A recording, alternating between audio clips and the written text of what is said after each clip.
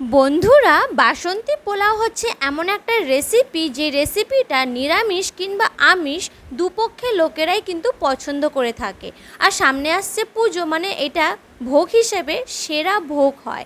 কিন্তু সমস্যা হচ্ছে এইটা যে এই রেসিপিটা বানাতে গেলে ঝুড়ো ঝুড়ো ভাত হয় না কিংবা মিষ্টি প্রপার হয় না। তো আজ আমি আপনাদের সাথে টিপস অ্যান্ড ট্রিক্স শেয়ার করব, যেটা ফলো করলে আপনারা পারফেক্ট বাসন্তী পোলাও বানাতে পারবেন। তো বাসন্তী পোলাও বানানোর জন্য প্রথম স্টেপ যেটা হচ্ছে সেটা হচ্ছে গোবিন্দভোগ চালকে 1 ঘন্টার জন্য ভিজিয়ে রাখতে হবে। 1 ঘন্টা যখন ভিজে যাবে তারপরে এইভাবে স্ট্রেনার দিয়ে আপনাকে চালটা ঝরিয়ে নিতে হবে, কারণ চালের জলটা ঝরালে কি হয়, অনেক সময় তলায় জল পড়ে থাকে। তাই এইভাবে আপনাদের বাড়ি যদি কোনো স্ট্রেনার থাকে, আশা করি সবার বাড়িতেই থাকে, তো এই স্ট্রেনারে দিলে কি হয় যে এক্সট্রা জলগুলো থাকে সেগুলো থাকে না। তারপরে একটা সুতির কোনো কাপড় নেবেন, সেই কাপড়ে চালটাকে ভালোভাবে একটু ছড়িয়ে দেবেন যাতে চালের গায়ে কোনো এক্সেস জল না লেগে থাকে। ঠিক যখন আমরা সেই চাল ভাঙাতে যাই, হালকা হালকা যে গায়ে যে জল জল ভাবটা থাকে সেই পর্যায়েতে আমাদের আনতে হবে। সেই জন্য একটু শুকিয়ে শুকিয়ে নেবেন, চারদিকে একটু চেপে নেবেন, একটু শুকিয়ে শুকিয়ে নেবেন। হাত দিয়ে আপনারা দেখবেন যখন হাতে জল লাগছে না, বেশ এমন না যে চালটা একদম শুকিয়ে ফেলতে হবে, চালটা ভিজে ভিজে থাকবে কিন্তু জল থাকবে না, সেমনি পর্যন্ত আমাদের সেই প্রসেস পর্যন্ত আমাদের অ্যাপ্লাই করতে হবে। এইভাবে চারদিকে আমরা নাড়িয়ে নাড়িয়ে জলটাকে আমরা শুকিয়ে নেব। খোলা হাওয়ার তলায় রাখবো, রোদে রাখবো না, যেখানে ভালো বাতাস দেবে বা পারলে পাখার তলায় সেখানে রাখবেন যাতে জলটা না থাকে। দেখছেন আমার হাতটা যেমন চপচপ করছে, এমনি জল যেন না থাকে। চালটা যখন জলটা টেনে যাবে, একদম শুকনো না কিন্তু চালটা ভিজে থাকবে, সেই অবস্থায় আমি কি করব, আগে আমি পরিমাণ মতন আমি দিয়ে দেবো হলুদ গুঁড়া। আর এখানে যে অনেকে কি করে আদাটাকে এইভাবেই দিয়ে দেয়। বন্ধুরা, আদাটা ডাইরেক্ট পেস্ট দিলে কি হয়, এই আদা যে ছিবড়েগুলো সেগুলো লেগে থাকে, টেস্টটা ভালো আসে না। তাই একটু বেশি পরিমাণে একটু আদাটা নেবেন, কারণ আমরা রসটা নেব, ছিবড়াগুলো ফেলে দেব। তাই শুধু রসটা এইভাবে চিপে চিপে নিয়ে নেবেন যাতে ছিবড়াগুলো না যায়। তারপর এর মধ্যে ঘি দিয়ে দেবো।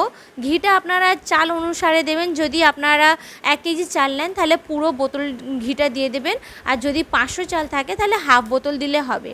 আমার এটা 100 গ্রামের ঘি বোতল ছিল, তো তাহলে হচ্ছে কি 1 কেজি চালের জন্য 100 গ্রাম ঘি, 500 চালের জন্য 50 গ্রাম ঘি লাগবে।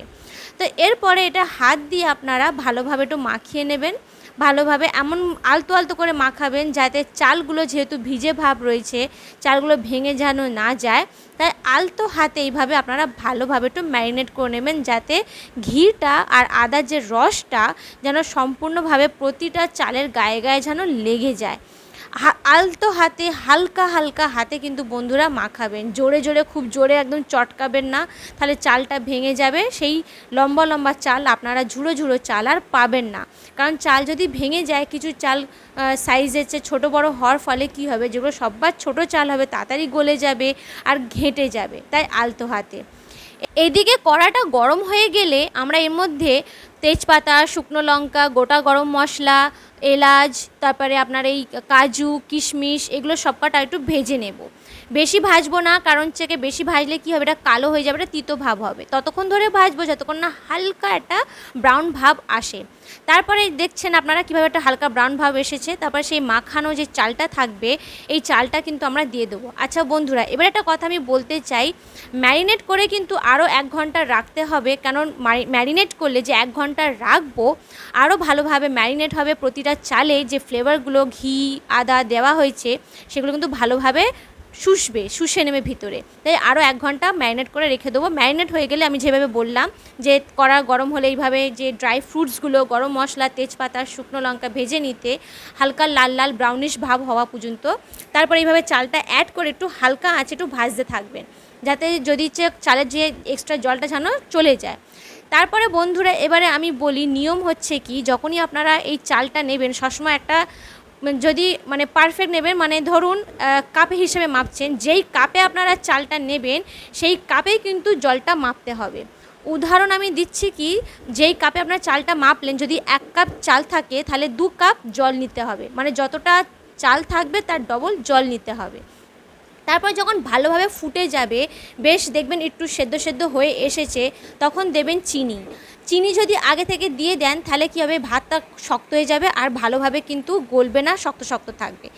তারপরে নুন দেবেন পরিমাণ মতন, অল্প সামান্য নুন দেবেন, তারপরে আপনার বাসন্তী পোলাও রেডি।